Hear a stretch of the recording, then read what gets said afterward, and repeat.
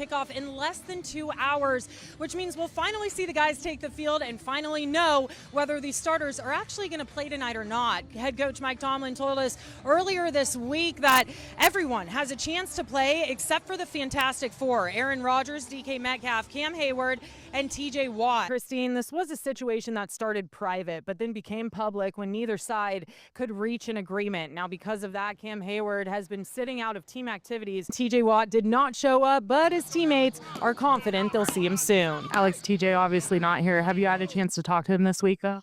Yeah, I mean, I've been catching up with him all offseason. So, like I said, I said earlier in some interviews, he really wants to be here. And I know I'm very confident they're going to get a deal done. Sawyer went on to say he's so excited to be part of such a dominant group of edge rushers. That, of course, includes the defensive captain, Cam Hayward, who's entering his 15th season in the league. Go ahead, Cassidy, take it away. All right, Coach, you and I talked right at halftime, and it was a much different ball game then. You came out, scored 20 unanswered to win this one by 1. What was the message at halftime, and how'd you guys pull this off? I got done coughing at our interview on the sidelines. He came out just a couple days ago and shared with us that it wasn't the brace. He said it was a mental issue. He went into that game, he was just not ready for it. So hopefully he can change his pregame rituals, whatever that may be, for tomorrow and get ready for the line. He's a big part of what they do. Cassidy. Hey, Erica. Yes, the news everyone has been waiting for finally broke tonight. Aaron Rodgers and the Pittsburgh Steelers have agreed to a one-year deal worth up to $25 million. Now, Rodgers still has to actually sign the contract, which will likely happen sometime ahead of Steelers OTAs. Mike Tomlin said, and I quote, "I've been on the hot seat for 19 years, so no, I don't think last week was anything new to him." This game featured a rookie's NHL debut, and what a debut it was. Avery Hayes scoring back-to-back goals in the opening period to give the Pens a 2-1 lead. A lot of good came out of tonight's first game. Yeah, Richie, Skylar Thompson told us going into this game that he's going to rely on his veteran experience in this one. He's entering year 4 in the league, spent the last 3 in Miami, and you really did feel that confidence in this game tonight. He completed 20 of 28 passes for 233 yards and 3 touchdowns. And more importantly, it just really felt like he had a command of this offense. Mention Aaron Rodgers. We also have DK Metcalf. A lot of guys coming in here that are veterans in the NFL. Do you think they're going to, maybe help this team win a Super Bowl this year? I do. Yeah, and it's tough too, right? Because if DK Metcalf is not catching balls, he's drawing the double team and getting other guys open for Aaron Rodgers. So I do think the pass game clearly suffered in Cleveland last weekend, and it is going to be very tough.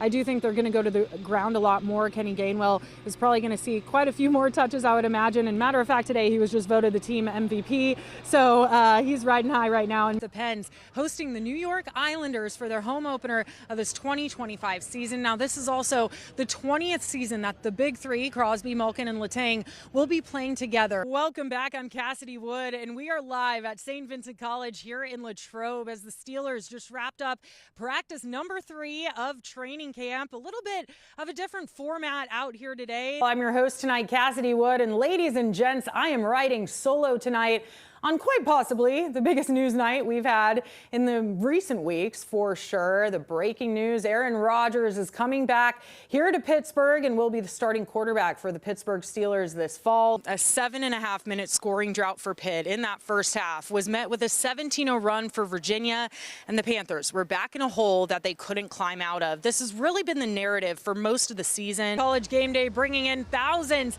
of people here to cheer on their Pitt Panthers as they get ready to take on Notre Dame in this top 25 matchup.